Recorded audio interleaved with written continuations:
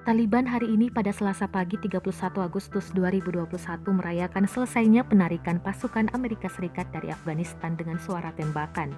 Bunyi senjata api yang ditembakkan terdengar di seluruh Kabul setelah Taliban secara terpisah mengonfirmasi penarikan pasukan Amerika Serikat di Afghanistan telah selesai.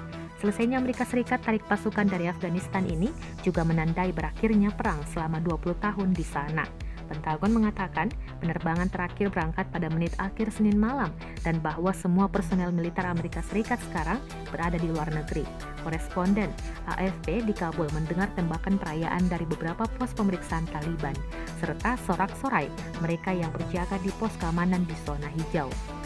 Juru bicara Taliban lainnya, Bilal Karimi, mengatakan kepada AFP melalui telepon, semua pasukan Amerika telah meninggalkan Afghanistan. Kami sangat senang Anda dapat mendengarkan tembakan perayaan.